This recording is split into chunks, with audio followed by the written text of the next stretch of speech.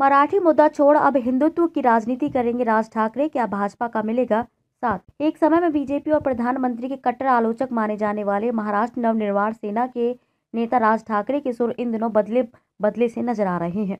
महाराष्ट्र में शिवसेना की सरकार गिरने के बाद से राज ठाकरे बीजेपी नेताओं के संपर्क में हैं। कभी मस्जिदों से लाउड स्पीकर हटाने की मांग पर शिवसेना को घेरने वाले ठाकरे ने इसी मुद्दे पर यूपी के सीएम योगी आदित्यनाथ की तारीफ की है। राज ठाकरे के इस कदम के महाराष्ट्र की राजनीति में कुछ अलग ही मायने निकाले जा रहे हैं। प्रदेश के राजनीतिक हलकों में उनके इस कदम को बीजेपी से उनकी नजदीकियों को जोड़कर देखा जा रहा है। कयास लगाए जाने लगे हैं कि वे अब हिंदुत्व की राह लेंगे। वैसे भी उनका मराठी मुद्दा अब फुस हो चुका है। देखा जाए तो पिछले कई महीनों से राज ठाकरे खुद को हिंदुत्व के नेता के तौर पर स्थापित करने की कोशिश कर रहे हैं, ताकि महाराष्ट्र की सियासत में शिवसेना के हिंदू वोटों को अपने पाले में लाया जा सके। पीएम मोदी के विरोध और कांग्रेस के समर्थन में प्रचार कर चुके राज ठाकरे की राजनीति में आए हालिया बदलाव को उनकी पार्टी महाराष्ट्र नवनिर्माण सेना और बीजेपी के बीच बढ़ती नजदीकियों के रूप में देखा जा रहा है। महाराष्ट्र की राजनीति में कभी मराठी मानूस और कट्टर हिंदुत्व की समर्थक माने जाने वाली शिवसेना के हिंदुत्व के मुद्दों पर पकड़ ढीली होने से राज ठाकरे को फ्रंट फुट पर खेलने का मौका मिल गया है। राजनीतिक जानकारों का मानना है कि राज ठाकरे का हिंदुत्व एजेंडा अचानक नहीं बल्कि सोच समझकर उठाया गया कदम है। उनके इस कदम को मनसे के राजनीतिक विस्तार से भी जोड़कर देखा जा रहा है।